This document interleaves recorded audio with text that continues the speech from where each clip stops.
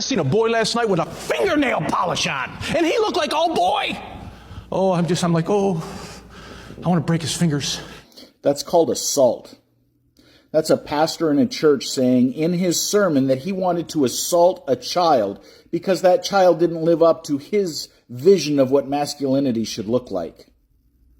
I must have missed the part when Jesus said, "Let the little children come to me and do not hinder them," where he added, "unless they're boys with nail polish, in which case break their fingers." That angry Republican was Pastor Joe Camilleri, and he's among the most hateful pastors in America. And that, my friends, is a race with a lot of competition. Across the country, the religious right is going ballistic about everything from drag queen story hours to transgender kids. And they're not afraid to get in your face about it. God doesn't have to say it, perverts.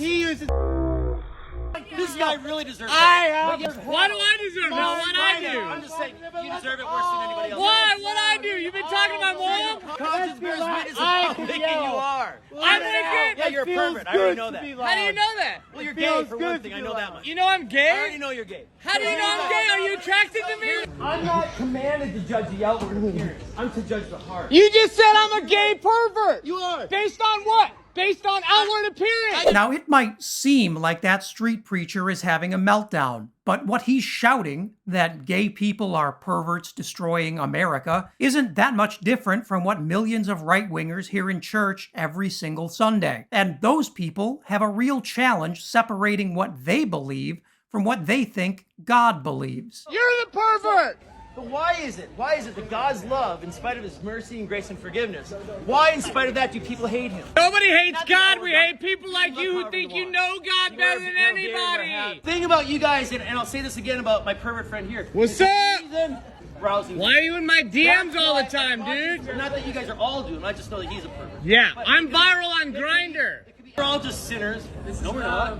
I didn't look at porn this morning. I didn't get drunk this morning. I didn't cheat on my wife of 34 years this morning. I did all three of those things before breakfast. Shouting on the street is one thing. That's annoying as can be, but people can still walk away. But these far-right Christian nationalists are about to find themselves with a whole bunch of new Republican allies in Congress. And when that happens, you can bet their first priority is turning their regressive beliefs into our federal laws. That dehumanizing language is resulting in real-world harassment and abuse, and it's coming from some of the GOP's top elected officials. Take professional scumbag Marjorie Taylor Greene, who posted an anti-transgender sign right outside the door of a colleague who has a transgender child. Greene got a kick out of hurting her coworker, but we all know that verbal harassment never stops with just words. This woman has supported insurrection. She voted against the election. She believes in a wide variety of conspiracy theories. She has been called out any number of times.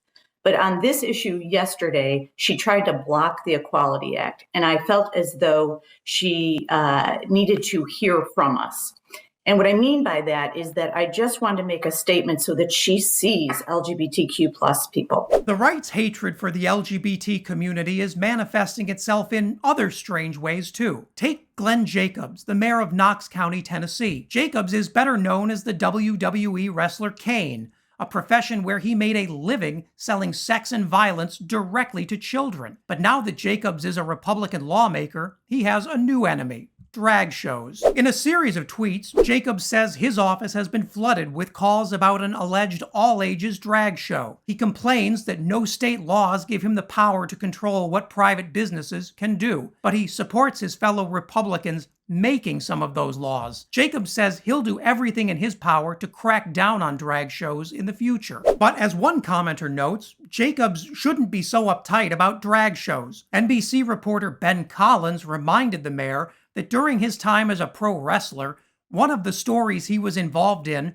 targeted at children, involved a wrestler named Sexual Chocolate, impregnating a 75-year-old woman who eventually gave birth to a disembodied hand. That episode was rated TV-14, so maybe Jacobs isn't the best judge of what our kids should watch. Jacobs also starred in some pretty disturbing content himself. As commenter Mike Melnikoff notes, Jacobs was involved in a storyline about, let's just say, non-consensual advances, ultimately resulting in a woman having a miscarriage. That episode was also rated TV-14. And I guarantee you, Drag Queen Story Hours don't cover that. It's important to remember that for every Glenn Jacobs who's just pretending to be upset, there are real people who really believe that LGBTQ Americans are the death of our nation, and they want Republicans to do anything necessary to end their legal equality. Take Texas, where the Republican Party platform officially declares gay Texans abnormal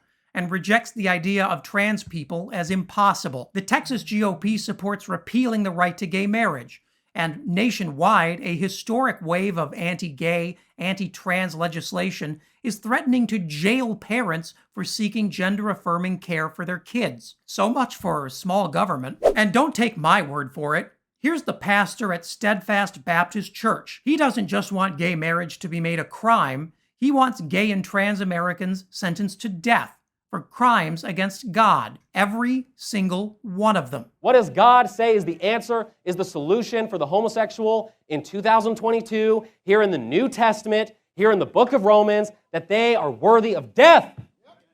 These people should be put to death. Every single homosexual in our country should be charged with the crime, the abomination of homosexuality that they have.